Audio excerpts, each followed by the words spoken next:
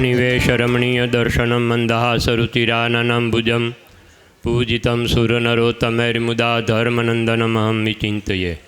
इष्टदेव भगवान स्वामीनारायण वक्ता स्थाने बिराजमान पूज्य श्री नित्य स्वरूप स्वामी અને આ સમગ્ર મહોત્સવના આયોજક પ્રેરક અને વિરસદ મંદિરના કોઠારી પૂજ્ય કેશવચરણદાસજી સ્વામી તેમજ મેમનગર ગુરુકુળથી પધારેલા પૂજ્ય બાળકૃષ્ણ સ્વામી, ન્યાલકરણ સ્વામી, અમારા ધોળેરા મંદિરના કર્મઠ પૂજ્ય કોઠારી સ્વામી શ્રી હરિકેશવદાસજી સ્વામી, પૂજ્ય પીપી સ્વામી અને સભામાં દર્શન આપતા વંદનીય પૂજનીય એવા સર્વે સંતો, સર્વે યજમાન પરિવાર અને સર્વે ભક્તજનો, 2 મિનિટમાં એક જ મિનિટ હું લઈશ કે જ્યારથી આ જ્ઞાન સ્વામી ધામમાં ગયા પછી આ ધામનો જો કોઈ ઘણા સંતો અહીંયા કોઠારી પદે રહી ગયા અને દરેકે પોતપોતાની શક્તિ પ્રમાણે કંઈક ને કંઈક સત્સંગનો વિકાસ કર્યો છે, ધામનો વિકાસ કર્યો છે,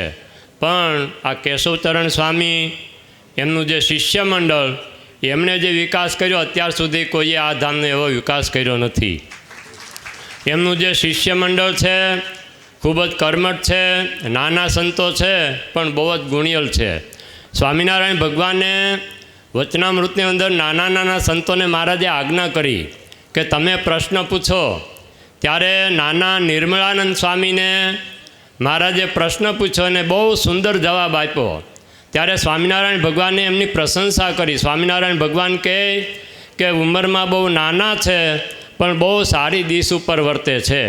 એમ આ કેશવચરણ સ્વામીનું જે શિષ્ય મંડળ છે ને ખૂબ જ નાનું છે, ખૂબ જ નાની ઉંમરના સંતો છે, પણ એમણે જે કાર્ય કર્યું છે એ બહુ વિરાટ કાર્ય કર્યું છે. હમણાં પૂજ્ય બાળકૃષ્ણ સ્વામીએ કીધું ને, કારણ કે નાનું જે એમ કહેવત છે લોકમાં કે કુંવરના પગ પારણામાં અને વહુના પગ બારણામાં. આ શિષ્ય મંડળ જે કેશવચરણ સ્વામીનું છે એમણે આ ધામનો ખૂબ જ વિકાસ કર્યો છે.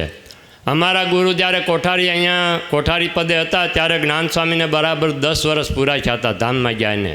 દશાબ્દી મહોત્સવ અહીંયા ઉજવી હતી અને આજુબાજુના ગામડાના જે ભક્તજનો છે અમે ગામડામાં જતા અને દરેક ભક્તો ખૂબ સારી સેવા કરતા.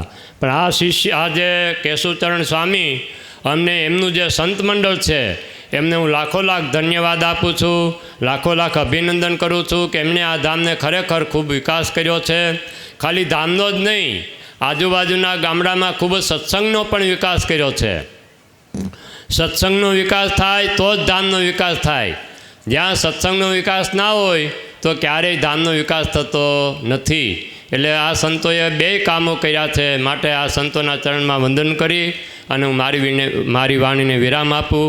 આ સત્સંગમાં, આ મહોત્સવમાં જેણે નાની મોટી જે કાંઈ સેવાઓ કરી હોય એ બધાને ધોળેરાવાસી મદન મોહનજી મહારાજ, હરિકૃષ્ણ મહારાજ અને વડતાલવાસી લક્ષ્મીનારાયણ દેવ, અહીંના મંદિરમાં બિરાજતા લક્ષ્મીનારાયણ દેવ, અમારા તમામ ધોળેરાના સંતો વતી હું ભગવાનના ચરણમાં પ્રાર્થના કરું બધાને ભગવાન ખૂબ સુખી રાખે, બધાનું આરોગ્ય સારું રાખે, બધાને ભક્તિ અને સત્સંગ કરવાનું ખૂબ બળ મળે અને તમને ભગવાન ખૂબ સારી સંપત્તિ આપે અને તમારી સંપત્તિ સારા સત્કાર્યોમાં વપરાય.